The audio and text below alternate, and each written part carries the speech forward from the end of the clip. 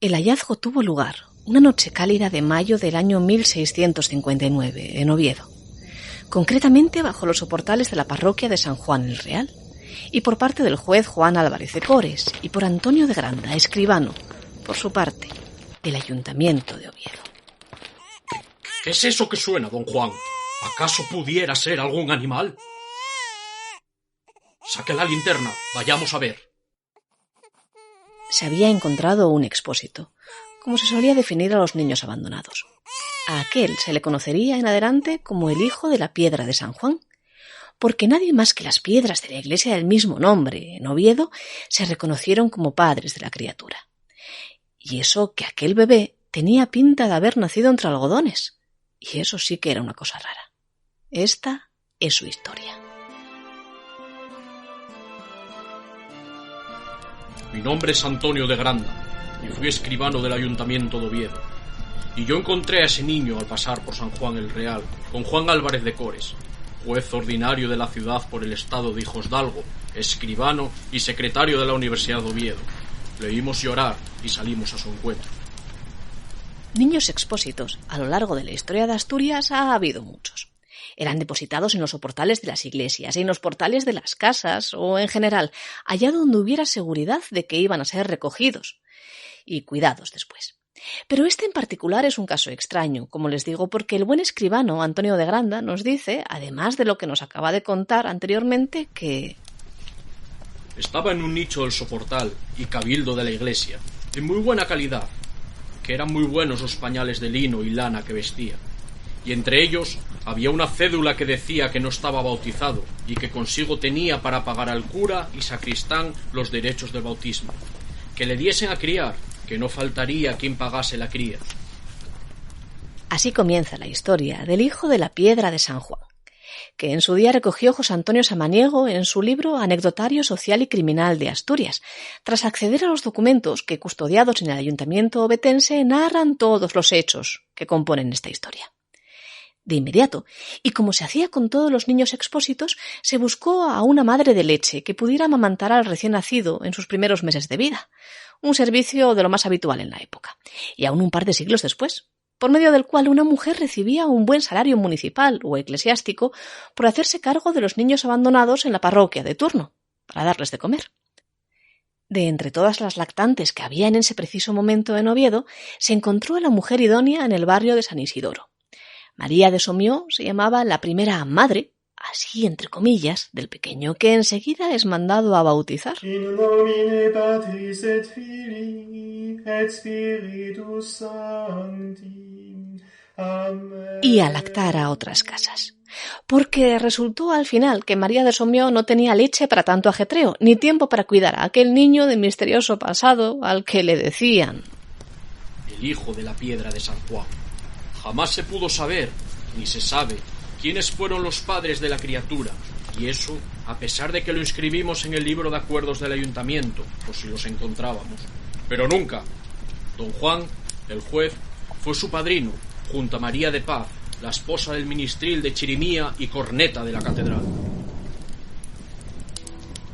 Bien, hasta aquí la historia del hijo de la piedra de San Juan es como la de otros tantos expósitos.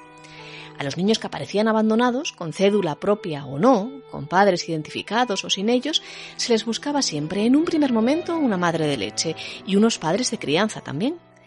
Al bebé, a quien ahora llamaremos Francisco Antonio, el nombre que se le impuso en la pila bautismal, le tocó en suerte o en mala suerte el matrimonio formado por Juan y Ana González, de Dusiello, cerca de Tellero, en el concejo de Oviedo. A cambio de un pecunio proporcionado por el ayuntamiento, o como en el caso particular de Francisco Antonio, del saco de abundantes monedas que portaba el niño al ser hallado, las parejas cuidaban a los niños expósitos como podían. Y, desde luego, en el caso de Juan y Ana, no por una vocación paternal precisamente. A la vista está. Fue cumplir Francisco Antonio los 2 años y devolverlo a la ciudad de Oviedo, vestido con hábitos de fraile franciscano y con ánimo, dice el documento investigado por Samaniego, de dejalle para que anduviese la limosna por las puertas. Le vi postrado en un portal, pidiendo limosna antes de saber hablar, igual que yo la había encontrado años atrás, cuando era un escribano, con el juez don Juan, por casualidad.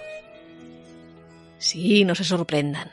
En este momento de la historia vuelve a hablarnos el buen escribano don Antonio de Granda, porque nos cuenta el documento que a la vuelta del expósito Francisco Antonio a Oviedo se lo encontró Granda un día y le reconoció. Era, nos cuentan, Antonio de Granda, persona limosnera y caritativa, muy querido de los pobres por el cuidado que tenía en hacerles bien y limosna. Así que no lo dudó ni un solo momento. Me lo traje a Langreo con el resto de los míos, con mis hijos y mis nietos, con ánimo de su enseñanza y de hacelle limosna y caridad. Le tomé mucha atención. Bueno, don Antonio, pero qué bella historia. Ahora, si me disculpa... Espere. Dígame, pero que vamos con prisa. No conocerá usted a los padres del hijo de la piedra de San Juan. No los conocerá. Cuentan que don Antonio de Granda, muchos años después de haberse hecho cargo de aquel niño despierto e inteligente, de buen color trigueño y ojos negros, que a los 9 años ya sabía escribir y leer y hasta firmaba con su nombre, seguía preguntando a cualquiera con quien se cruzase si conocían a los padres del niño al que él rescatara una noche de primavera del año 1659, a los pies de San Juan el Real. Me pasé toda mi vida preguntando y preguntando, pero jamás hubo persona que saliese ello, ni a decirme si era suyo, jamás. Todo esto nos lo cuenta el documento que en su día estudió Samaniego no por poesía, ni por dramaturgia, ni por contar, sino porque era necesario insistir en aquella vehemente búsqueda del tutor del pequeño Francisco Antonio para que el ayuntamiento, en la figura de su procurador general Bartolomé Piquero y del empadronador del estado pechero Alonso de la Quintana, reconociesen al chaval los derechos que tenía por ser niño expósito, y que en otros casos, después de una breve investigación, pues se daban sin dudar.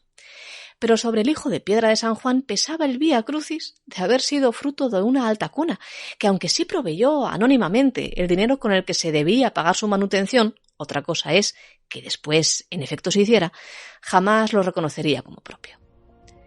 La falta de una buena cobertura social, sustituida por la caridad y el ánimo de personas que podían tenerlo en verdad, como el caso de nuestro Antonio de Granda, o no tenerlo, como los primeros padres adoptivos del pequeño, llenaban de incertidumbre el futuro de aquellos niños expósitos, abocados muchas veces a la miseria. Esta triste realidad será la que lleve, en 1752, a la construcción del Hospicio y Hospital de Huérfanos, Expósitos y Desamparados de Oviedo. Pero esa es otra historia que ocurrió casi un siglo después de la del hijo de piedra de San Juan. Ya tocará hablar de ella, pero eso sí, en otro momento.